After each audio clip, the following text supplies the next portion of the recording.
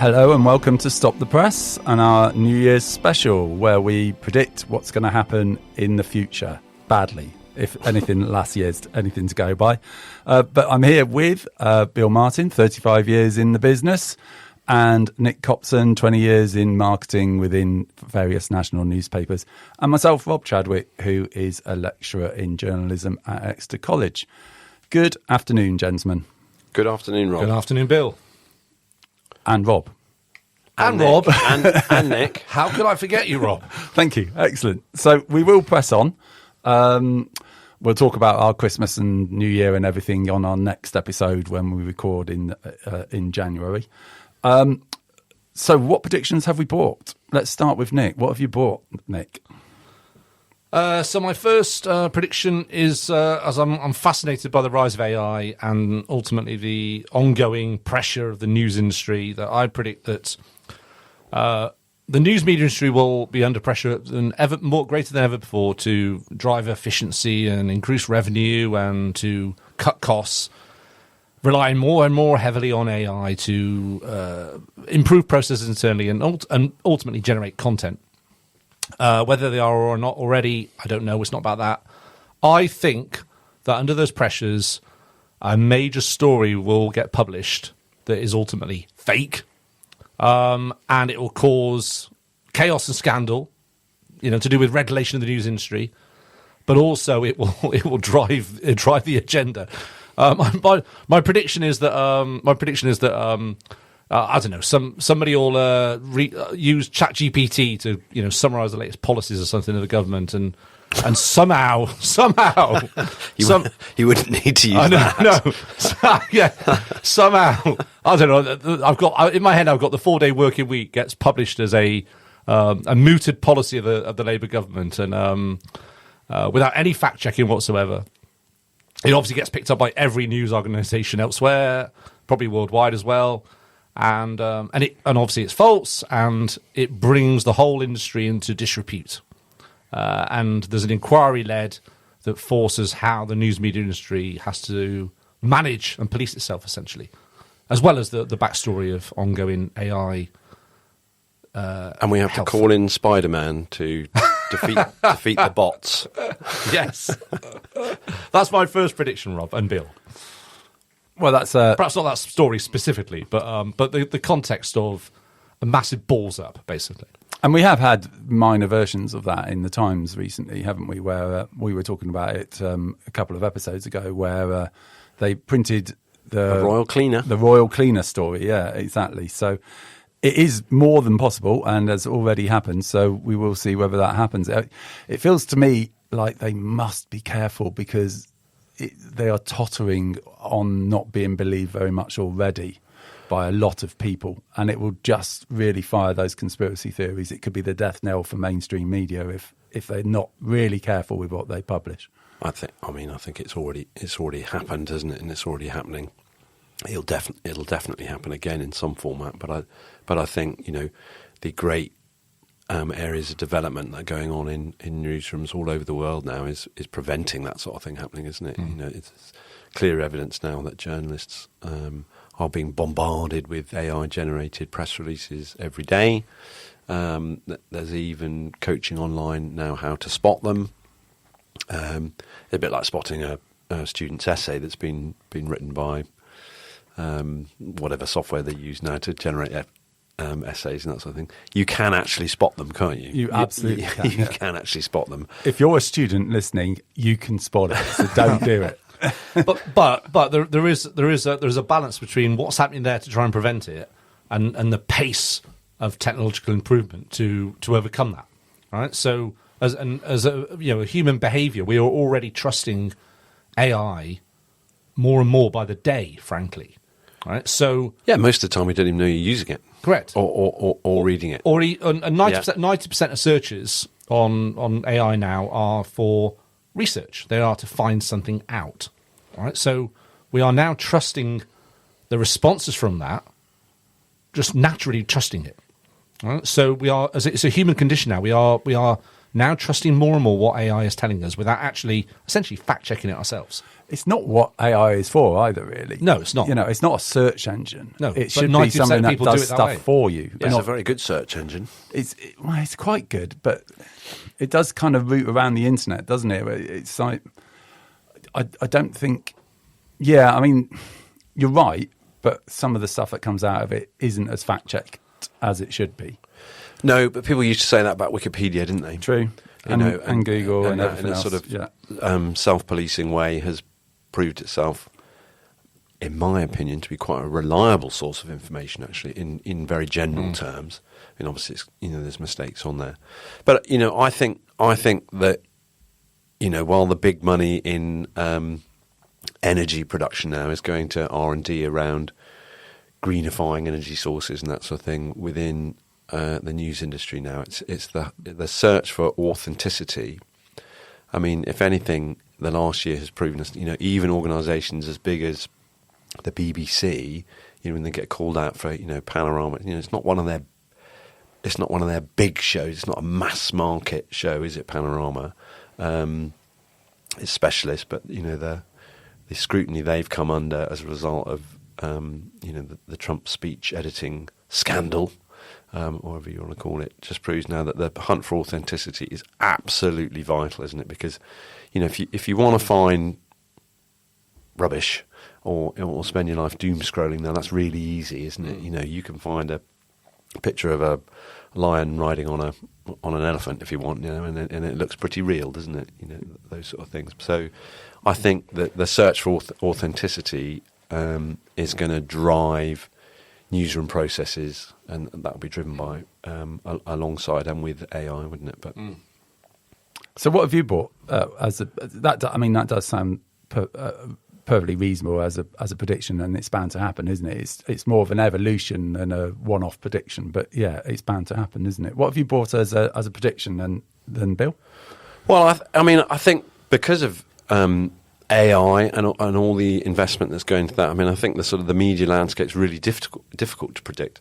But I can say my prediction is what I hope will happen rather than, and that I think that we're seeing regional publishers in the UK now moving towards paid for content models, subscription models.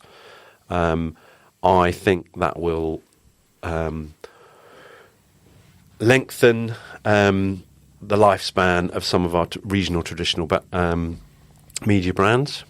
Take the Liverpool Echo, for example. I think they've got an audience now that will be prepared to pay for good content among those brands. So I think we might see a regeneration of newsrooms across the country on the back of those subscription-based models. Well, that's what I hope happens. I mean, I think the sort of, the trillions of page views driving advertising revenue model hasn't worked. It's worked a bit, hasn't it? But it hasn't worked in order to sustain the quality, I think, of journalism anywhere in the country, as far as I can see. So, I think that sort of move towards subscriptions. Increasingly, I find myself now signing up to subscriptions, whereas 5 years ago, I never would have paid for content. Online. No. I just wouldn't have even considered it, but now you kind of have to. So I think that's a positive step forward, and I hope that'll see some sort of regeneration of news. Positive in the regions. Yeah, positive for the publications. You do wonder whether that kind of makes news something that only the rich can afford. Well, yeah, but we are in a capitalist world, aren't we? And you used to have to pay for newspapers, and they became a mass market. So it depends how much, doesn't it? And there's always going to be different levels of access. But I think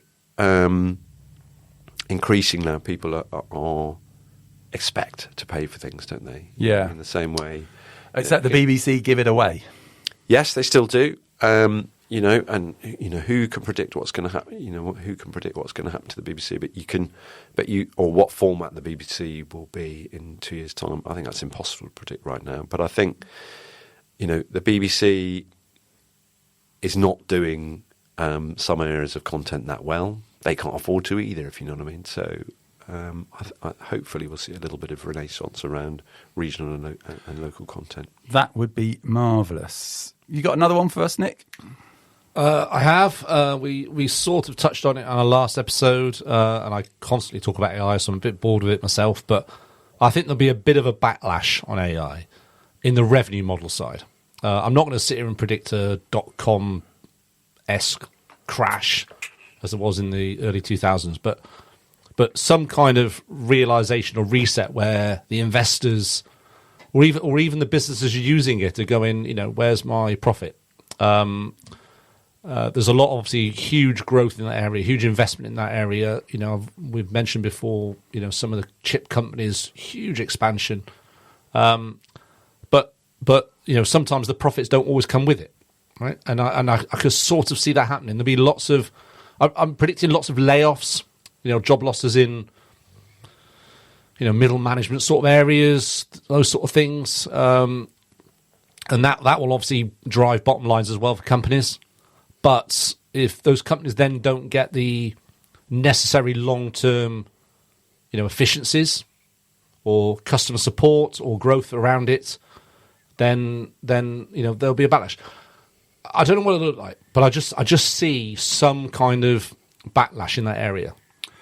It's true that a lot of these digital companies are beginning to try and monetize much more. My students were complaining about Snapchat. You have to pay for photos or something on Snapchat from now on. And it's clear that these companies with their high valuations are actually now having to monetize in order to actually show that they're worth that much money. Yeah.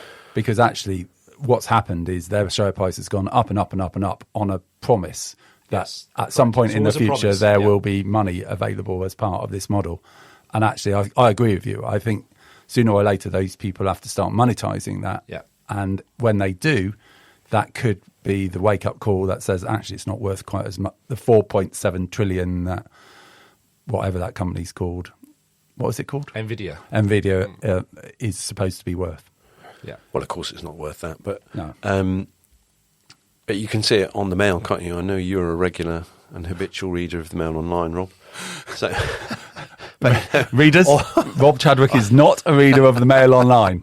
But that used to be all free. And now, if you visit the website now, you will see there is a lot of paid for content there. That's interesting. You can sign up to Mail Plus. And in fact, if you want any of the better columnists and that sort of stuff on the Mail now, you'll sign up for it. And I nearly did the other day.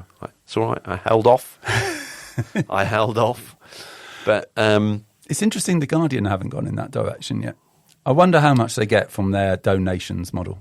But I think the Observer has just started a subscription model for some content. So maybe the Guardian's about to follow.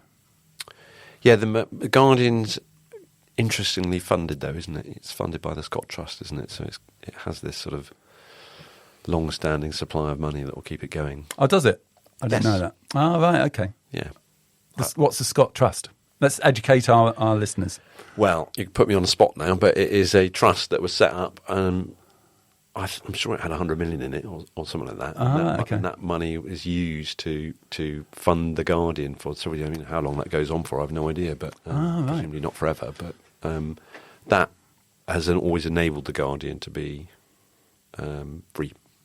As an adjunct, I've just finished The Hack, and I thought it was marvellous, and the Guardian's investigation was amazing, and it's a really good television programme. You finished it recently as well, didn't you, Nick? Yeah, I did.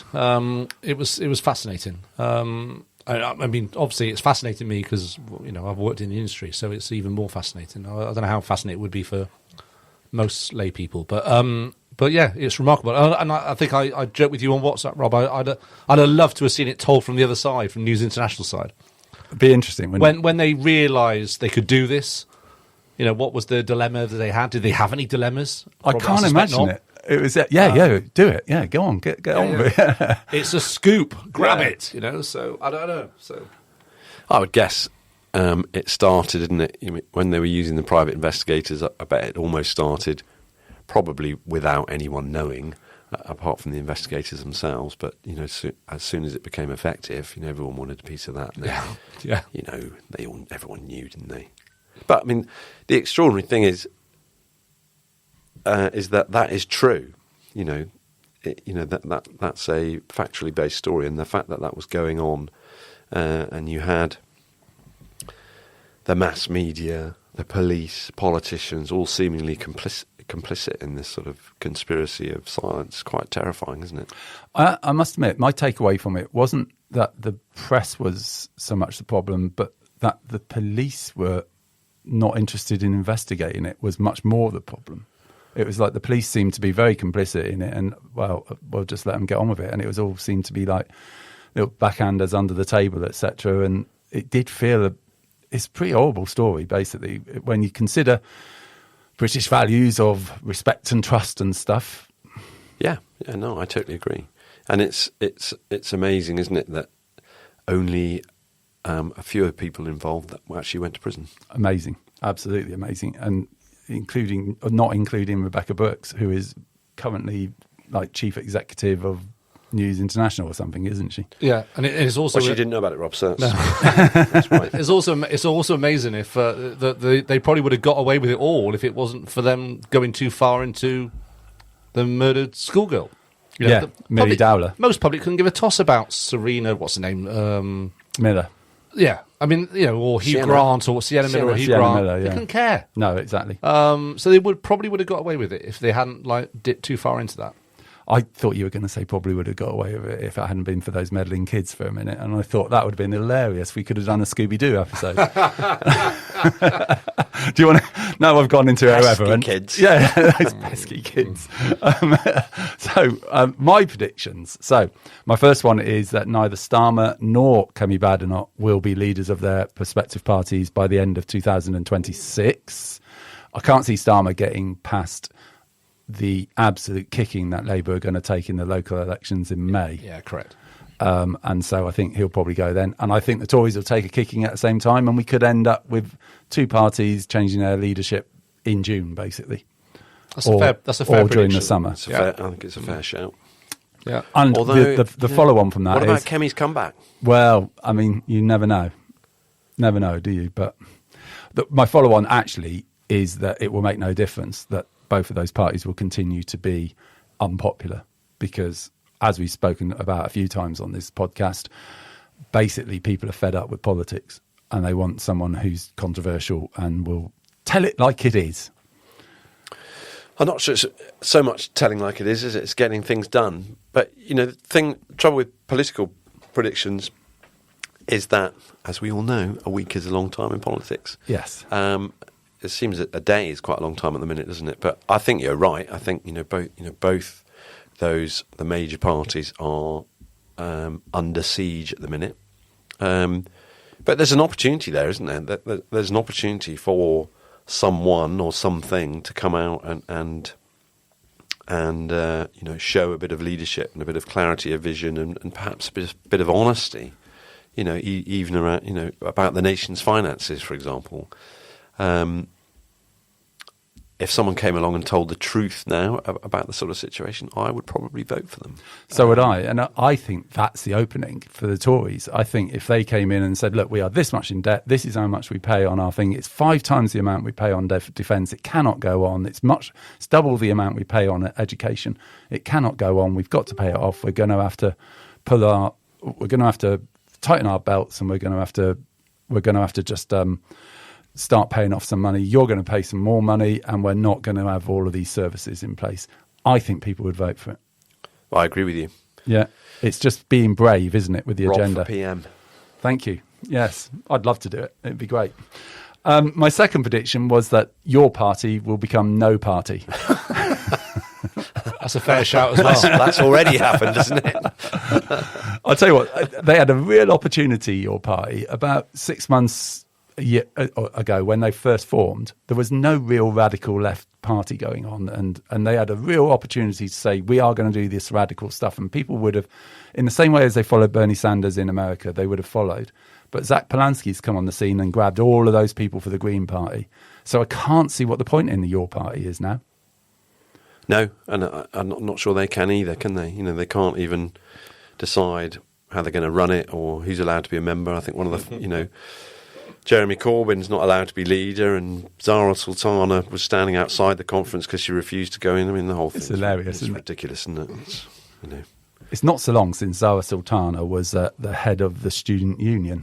It's only about 10 years or so ago, which just shows, doesn't it? It feels like that sort of politics, doesn't it? Yeah. So I think, I mean, your party's also got to be the worst name ever for a political party, isn't it? Oh, Yes. it's so pious, isn't it? It's from, this is all about you. It's from a party name generator, isn't it? Really? Yeah. Awful. It's all about the people. We're just here to serve the people. Well, that's not true, Jeremy, is it? You just love standing on stage, being self-important. Mind you, though, if Labour didn't exist and we wanted to create a new opposition, would you call it Labour? No. No, fair enough. Yeah, fair enough. What about you, Bill? Got another prediction for us? Well, my only other ones for next year are sporting ones. Go on then. I've got a sporting one as well. So have I. Well, I have to tell you about my bet. Oh, great. Come on then. Let's have it. Which I might already be regretting, is that England would win the Ashes. Yeah, I'd regret that. And the World Cup. We might have, to be honest, we're recording this. That gives away when we're recording this. We're recording this on December the 1st, listeners. And to be honest, by the time it goes out, we might have already lost the Ashes. That is true. Yeah. In which case it'd be redundant. So we don't need to spend too much time talking about that. But that we would also win the Six Nations. And that we'll win the Football World Cup, which I know. You've done that as an accumulator, have you? Is it a online bookies, is it? You've done this? I haven't really done it, no, but I was talking about doing it. I was interested in what... Yeah, I was interested... Well, perhaps not the Ashes. We'd get good odds at it now. Yeah. I mean, it does feel like the Ashes we're going to have lost by the time this episode goes out. It's like a day-night match in Brisbane coming up tomorrow, and we're not going to win that. Not with that ball in that light. You never know, Rob. Mitchell Stark is going to rip us to pieces, isn't he? Well, that's where the sensible money is. Yeah, exactly. But my prediction was that England will win the World Cup as well, because my blind optimism has kicked in again, and I think we're really good. The draw is on Friday though, and we need an up north draw. If we're playing in Mexico, it's going to be very difficult. Because of the heat? Yes. Well, I think every part in America this summer, the Americas will be hot. But Canada is going to be a bit less hot than Mexico. Mine isn't blind faith, because I've done that for many tournaments before. I think this is the best piece of foresight we will ever likely to have of a win. Will it happen? Probably not. But that is still my prediction. We've got as good a squad as we've ever had. Yeah, exactly. And I believe in Thomas Tuchel. So do I. Yeah. He's playing football, which seems to be efficient, but also quite entertaining, playing to our strengths, not playing people out of position. Yeah. It all feels like it's aligning. Phil Foden's in absolute immense form. Oh, please let it happen. I don't remember you talking quite so enthusiastically about Thomas Tuchel when he was appointed. I was quite enthusiastic. I wasn't against it at all. Yeah, no, I'm not one of those people who thinks the manager has to be English and stuff. In the absence of any other qualified person, I was enthusiastic. Yeah. Sam Allardyce. Big Sam. He was hilarious, Sam Allardyce. Best record of any England manager, 100% win ratio. Was it one game? One game, yeah.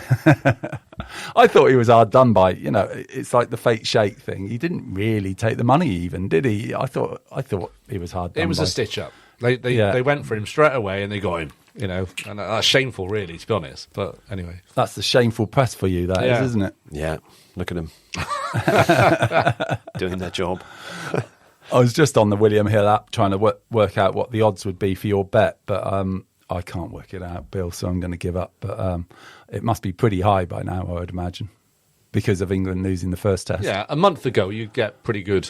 It wouldn't be that high. It would be 10 to 1 or so. Well, no, it'd be a bit more than that. Yeah, you'd probably get 15 or 20 to 1 maybe, I would have thought. Yeah. Now it'd be about 800 to 1. Because Six Nations really is a 50-50 chance. It's like it's us or France. Yeah. So that's not that big a prediction. And if it was pre-Ashes, that's a 50-50 chance. And like people were saying we had a good chance. And England are one of the favourites of the World Cup. For the World Cup. So, yeah, I don't think it would be wild odds, would it? No. But I think it might be now, with England having lost a test already. Yeah, I agree. Yeah. Any other predictions we want to bring to the party, people? No. It's going to be an amazing year, 2026. I'm so excited.